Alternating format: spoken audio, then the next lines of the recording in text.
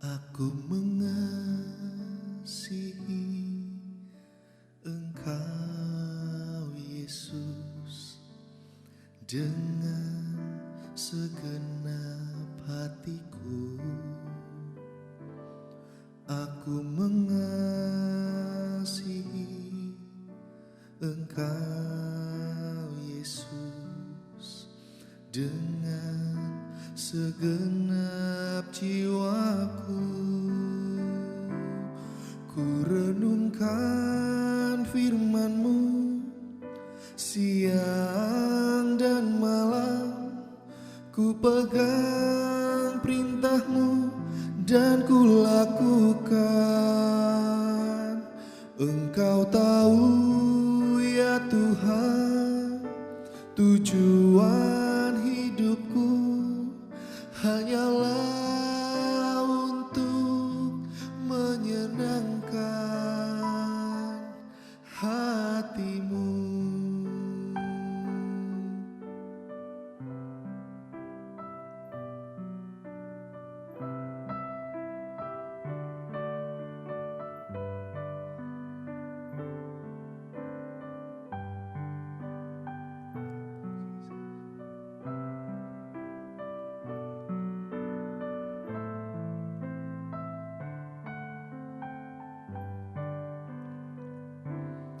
Aku mengasihi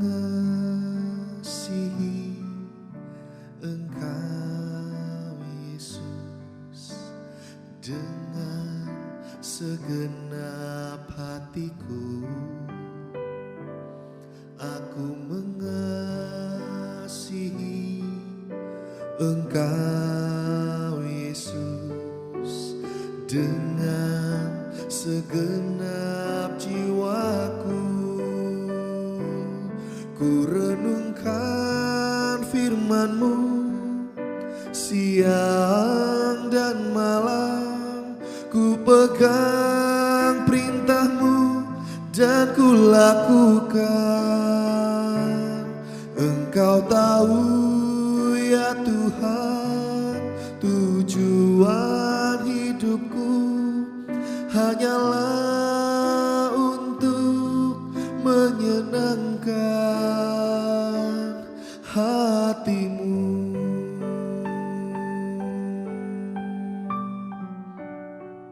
Ku mau menyenangkan-Mu Tuhan.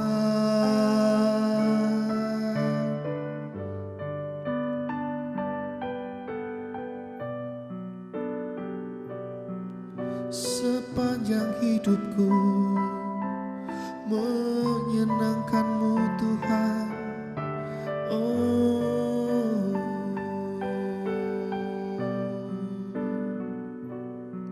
sepanjang hidupku menyembah-Mu Yesus.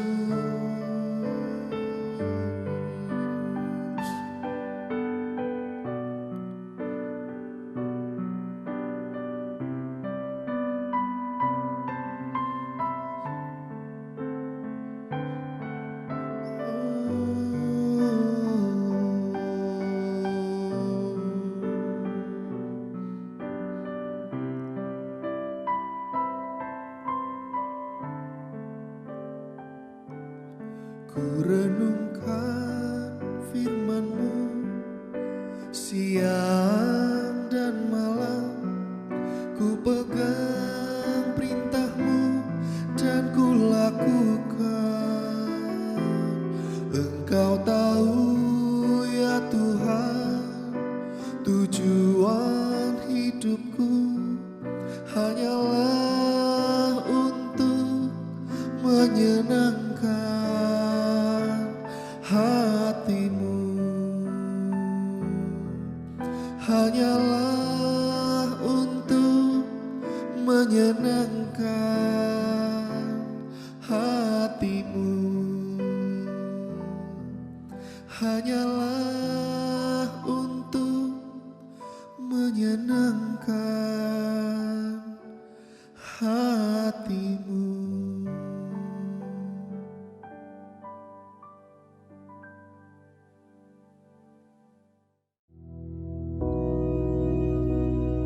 Bapa kami yang di surga, dikuduskanlah namamu, datanglah kerajaan-Mu, jadilah kehendak-Mu di bumi seperti di surga.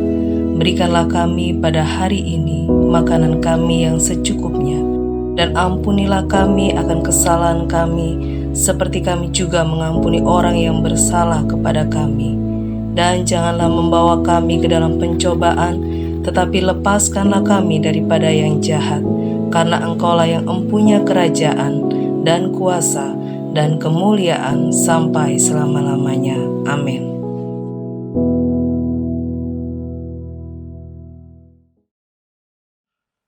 Puji nama Tuhan, mari kita akan buka Alkitab kita di dalam Wahyu pasal yang kedua.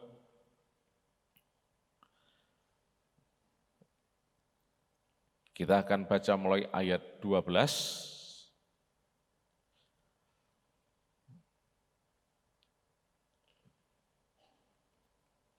Kali ini kita akan melihat dua jemaat, yaitu jemaat Pergamus dan Tiatira.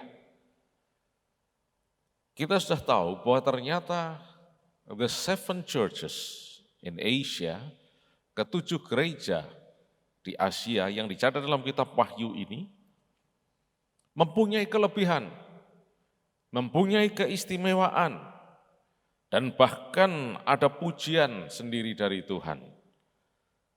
Akan tetapi, ini menunjukkan bahwa mereka itu kelihatannya berada di jalur Tuhan, tapi ternyata mereka tidak sungguh-sungguh berada di jalurnya Tuhan. Buktinya ada peringatan, bahkan teguran dan ancaman terhadap mereka. Kalau mereka tidak bertobat, akan terjadi sesuatu.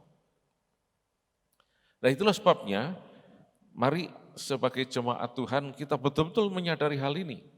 Belajar dari jemaat-jemaat yang ada di Wahyu ini, kita tahu bahwa berjalan di jalur Tuhan itu bukan cuma kelihatannya saja, bukan cuma dari luarnya saja, tampaknya saja, tetapi harus betul-betul menunjukkan bahwa kita itu memang berada di jalurnya Tuhan, yaitu selaras dengan apa yang Tuhan mau, sesuai dengan firman Tuhan, bukan cuma kulitnya saja.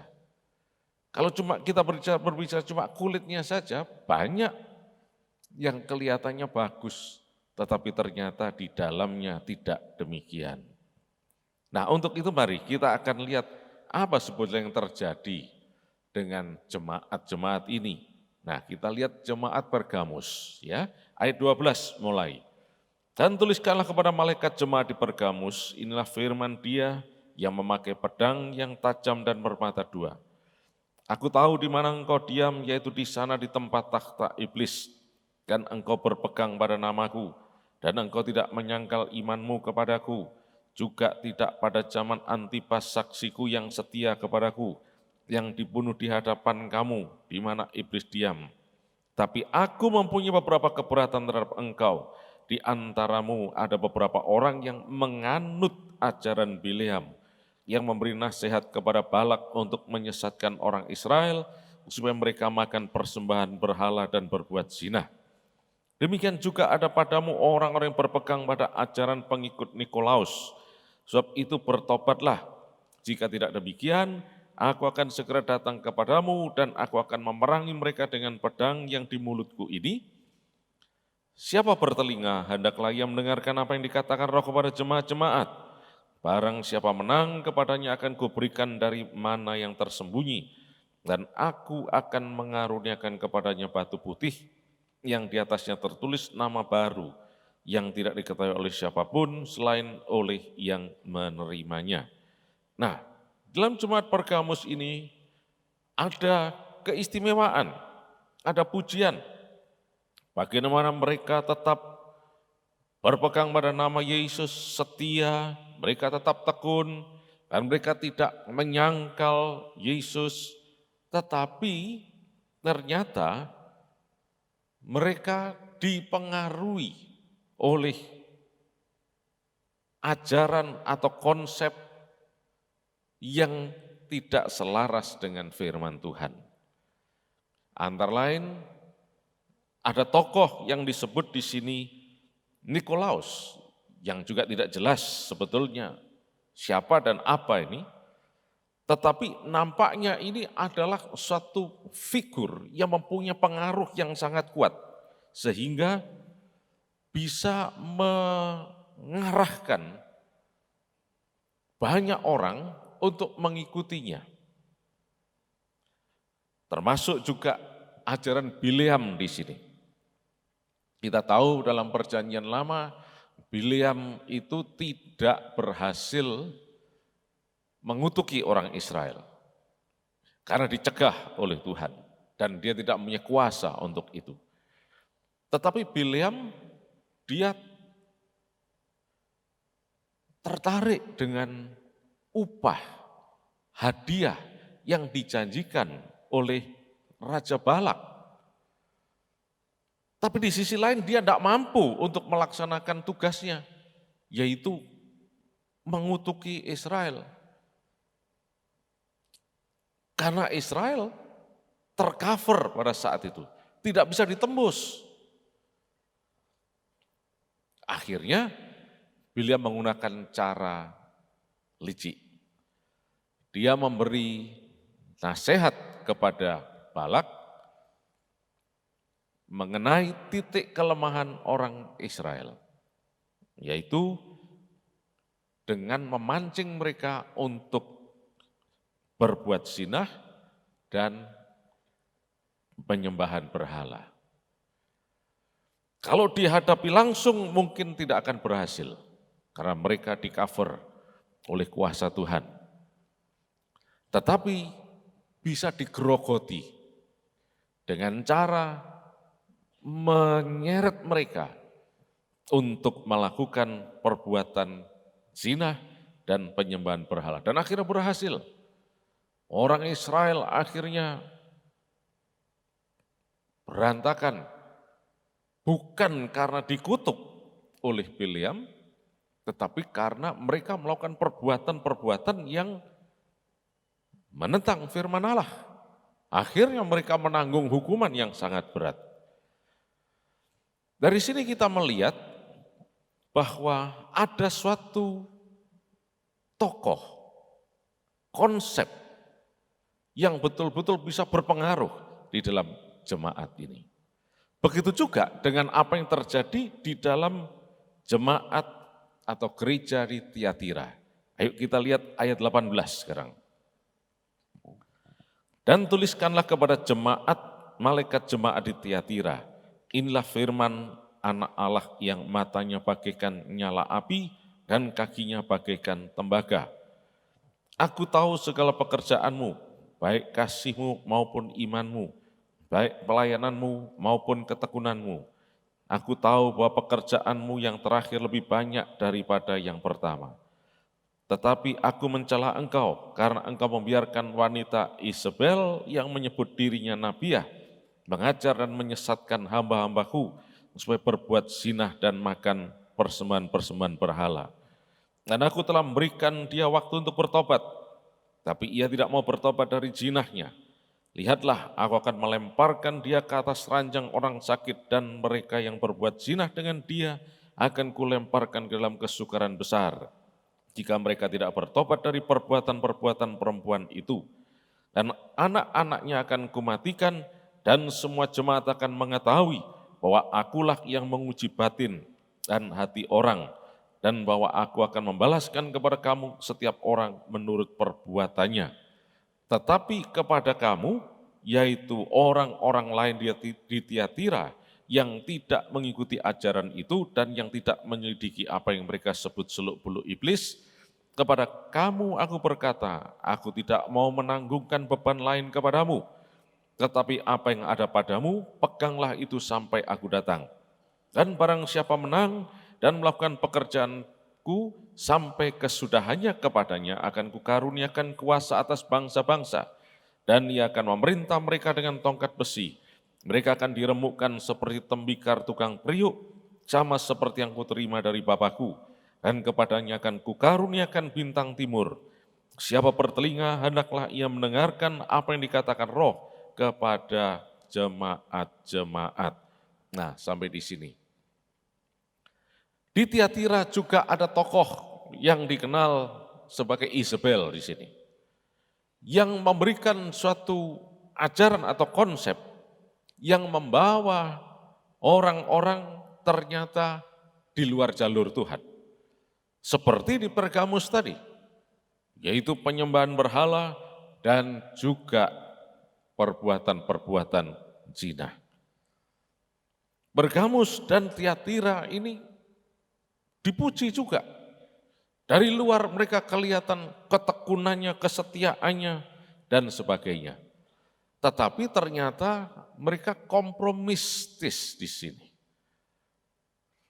Mereka tidak waspada bahwa ada suatu kekuatan yang ternyata bisa membawa mereka kepada jalur yang lain.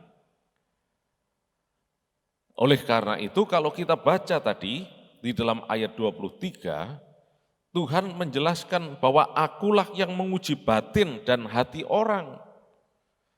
Jadi yang harus kita ikuti adalah firman Allah. Bukan apa yang tampak di luar, bukan apa yang kelihatannya, bukan kulitnya saja. Sekilas kelihatannya bagus dan seterusnya. Tetapi yang terpenting di sini, supaya kita tetap berjalan di jalur Tuhan, yaitu kita mesti waspada terhadap adanya suatu kekuatan yang seringkali menyeret kita keluar dari jalur. Itulah sebabnya jemaat Tuhan, tidak ada orang kuat di dalamnya. Seharusnya tidak ada tokoh di dalamnya. Tidak ada figur manusia di dalamnya. Sebab ketika jemaat Tuhan sudah mulai memunculkan tokoh, maka ini akan membuat suatu idol di hadapan Tuhan. Idola. Wah, kalau yang itu khotbah, wah. Kalau yang itu menyanyi, wah. Kalau yang itu tampil, wah. Nah, ini manusia akan mendatangkan suatu kekuatan untuk menarik. Dan kita tidak heran melihat ketika ada tokoh tampil, maka kemanapun itu akan diikuti. Ya. Bukan mengikut Yesusnya, bukan mengikut Roh Kudusnya yang berkuasa, tapi mengikut manusianya. Padahal sebetulnya manusianya yang berdiri, yang berbicara, walaupun kelihatan cakep, walaupun kelihatan fasih, walaupun kelihatan wah dipakai Tuhan, dipenuhi urapan, kuasa dan sebagainya, dia itu cuma instrumennya Tuhan, cuma hambanya Tuhan. Tidak ada apa-apanya. Ketika Tuhannya tidak bersama dia, dia bukan apa-apa. Dia hanya menyampaikan, mengajarkan, mengarahkan, hanya itu. Tapi kalau dia sudah menjadi tokoh, maka dianya yang akan berlaku, akan mulai mengarahkan, dan ini akan membawa keluar dari jalur Tuhan. Seperti apa yang terjadi di gereja Pergamus dan Tiatira. Itulah sebabnya di tempat ini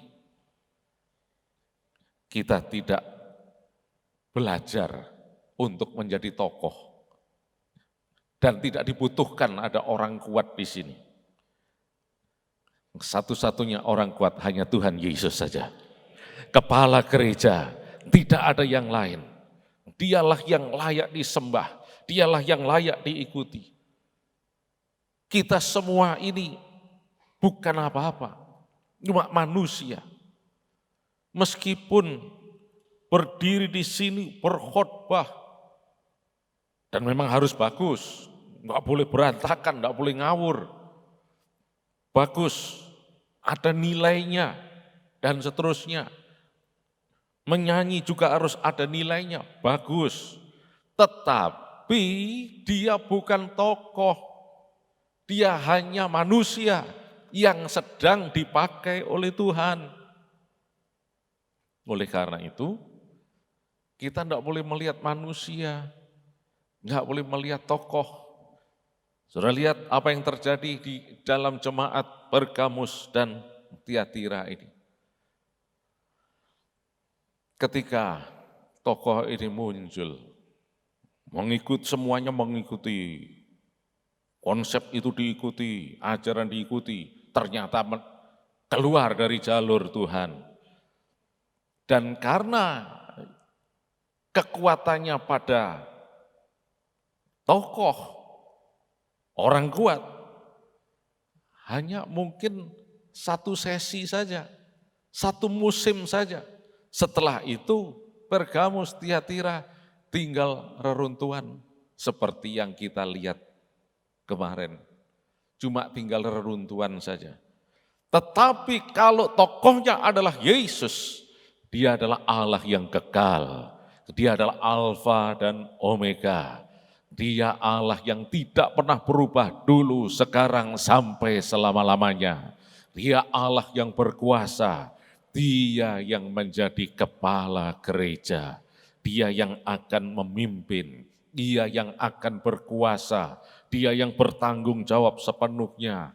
Maka jemaat itu akan terus-menerus berjalan di dalam jalur Tuhan. Sampai Yesus datang kembali. Dan jemaat siap untuk menantikan saatnya di mana sangkakala dibunyikan. Yesus datang kembali untuk menjemput kita semuanya. Dan membawa kita ke tempat di mana Tuhan berada di kerajaan sorga, kekal sampai selama-lamanya. Nah, inilah sebetulnya pesan yang Tuhan ingin sampaikan kepada kita melalui contoh-contoh ini. Tapi memang tidak bisa disangkal saat ini kita melihat bahwa dunia sudah begitu dipengaruhi oleh apa kata si A, apa kata si B, apa kata si C. Justru apa kata Yesus itu yang terutama. Kalau setiap pagi kita berdoa untuk hamba-hamba Tuhan, sebetulnya secara manusia nggak enak juga kok disebut terus. Tetapi karena memang manusia dan Tuhan memberi suatu tanggung jawab yang tidak ringan. Dengan didoakan ini, akhirnya kita sadar, oh, kalau nanti berhasil, kalau nanti mendatangkan suatu hasil yang istimewa, oh ternyata itu semua karena hasil anugerah Tuhan melalui doa jemaat Tuhan. Amin. Bukan karena kehebatan dirinya, bukan karena kekuatan dirinya. Dengan demikian kita akan lebih sadar, oh ternyata saya ini bisa berjalan di jalur Tuhan, itu karena doa jemaat. Bukan karena kehebatan diri sendiri, bukan karena kemampuan sendiri. Kalau kita sudah mengandalkan kemampuan diri sendiri, seperti ini yang terjadi. Ada tokoh Isabel, ada tokoh Nikolaus, ada yang mengajarkan ajaran William, dan ternyata pengaruhnya cukup dahsyat. Coba kalau sudah teliti di dalam bilangan pasal yang ke-22, 23, 24, 25 bahkan. Ternyata pengaruh William ini sangat luar biasa. ketika Bileam tidak berhasil untuk menyerapah Israel, maka dia coba melemahkan melalui saran nasihatnya kepada Balak, membuat orang Israel berzinah dan menyembah berhala dengan suatu pancingan-pancingan yang menarik. Dan akhirnya itu berhasil. Ribuan orang Israel pada saat itu kena tulah dan mati, binasa. Oleh karena itu, kita mesti waspada.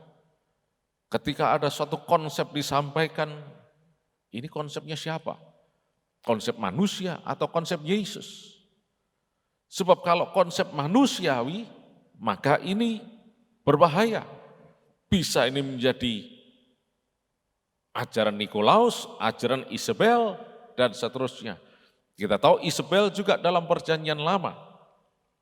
Apakah Isabel di sini ada kaitannya dengan Perjanjian Lama juga tidak dijelaskan? Kemungkinan juga sama. Isabel dalam Perjanjian Lama, dia mempengaruhi Raja Israel yaitu Ahab, suaminya. Sampai Israel dibawa ke jalur yang betul-betul menjijikkan di hadapan Tuhan.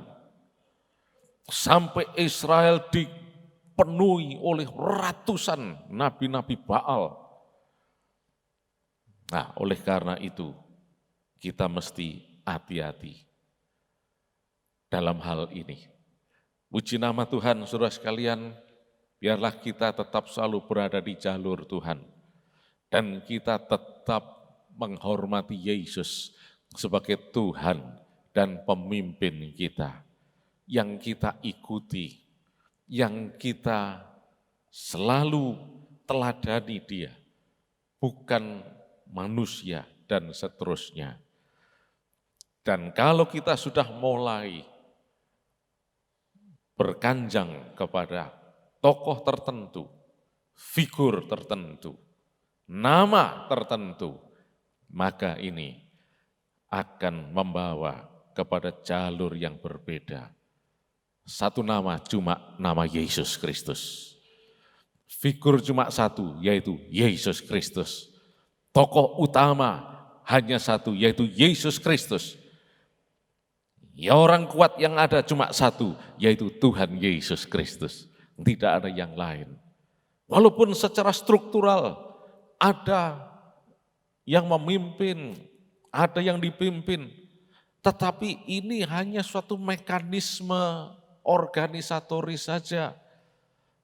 Tapi selebihnya di atas itu, kuasa, otoritas, pengurapan, wewenang, itu hanya Tuhan Yesus saja. Jadi bukan apa kata saya, bukan apa kata si A, si B, tetapi kata Tuhan Yesus. Itulah sebabnya Tuhan Yesus katakan, en afto peripatite, hendaklah kamu berjalan di dalam jalurnya. Dan setiap konsep, setiap hal yang tidak sesuai dengan firman Allah, itu tidak bisa kita terima. Semuanya harus sesuai dengan firman Allah. Apapun yang disampaikan, apapun yang diajarkan, itu harus sesuai dengan firman Allah. Sebab ketika itu keluar dari firman Allah, walaupun kelihatannya profit, menguntungkan, kelihatannya indah, dan seterusnya, tetapi kalau tidak sesuai dengan firman Allah, maka itu bukan jalur Tuhan. Satu-satunya yaitu kita tetap harus berada di jalur Tuhan Yesus Kristus. Puji nama Tuhan, mari kita panggil berdiri bersama-sama. Di dalam nama Tuhan Yesus Kristus, biar setiap orang yang ada di tempat ini sepanjang hari ini diberkati berkelimpahan.